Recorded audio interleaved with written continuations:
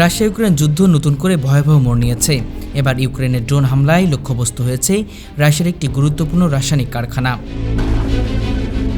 আন্তর্জাতিক গণমাধ্যমের বরাতে জানা গেছে, রাশিয়ার দক্ষিণাঞ্চলীয় ভলগোগ্রাদ শহরে অবস্থিত একটি বৃহত্তর রাসায়নিক স্থাপনায় একাধিক বিস্ফোরণ ঘটেছে, যা স্থানীয় সময় গভীর রাতেই সংঘটিত হয়।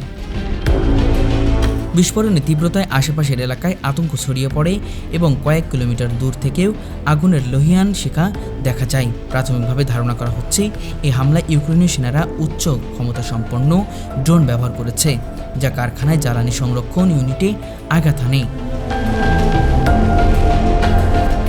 রুশ প্রতিরক্ষা মন্ত্রণালয় জানিয়েছে, এটি ইউক্রেনের পরিকল্পিত একটি সন্ত্রাসী হামলা।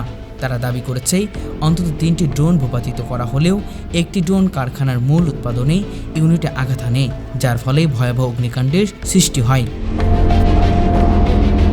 অন্যদিকে ইউক্রেনীয় সামরিক সূত্র দাবি করছে, ওই স্থাপনাটি মূলত রাশিয়ার সামরিক সরঞ্জাম উৎপাদন ব্যবহৃত হচ্ছিল এবং এটি আক্রমণ করা যুদ্ধের বৈধ লক্ষ্যবস্তু। কিয়েভ সরকারের এক মুখপাত্র বলেন, রাশিয়া যখন আমাদের শহরগুলোতে বোমাবর্ষণ করছে, তখন তাদের যুদ্ধ শক্তি কমাতে আমরা পাল্টা প্রতিরোধই একমাত্র উপায়। বিশ্লেষকরা বলছেন, এই হামলার মধ্যে দিয়ে যুদ্ধের নতুন মাত্রা শুরু হয়েছে। রাসায়নিক স্থাপনায় হামলা শুধু কৌশলগত নয়, বরং পরিবেশগত দিক থেকেও ভয়াবহ পরিণতি ডেকে আনতে পারে।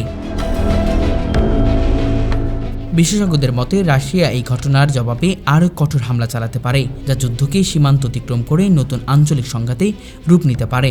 রুশ প্রেসিডেন্ট ভ্লাদিমির পুতিন এখন জরুরি বৈঠকে বলেছেন, আমরা এই হামলার কঠোর জবাব দেব।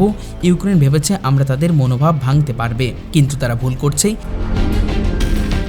অন্যদিকে ইউক্রেনের প্রেসিডেন্ট ভলোদিমির জেলেনস্কি পাল্টা জবাবে বলেন, আমরা রাশিয়ার আগ্রাসনের জবাব দিচ্ছি, এটা আমাদের আত্মরক্ষা যুদ্ধ। দুই পক্ষেই পাল্টাপাল্টি বক্তব্যে যুদ্ধের পরিস্থিতি আরও উত্তপ্ত হয়ে উঠছে।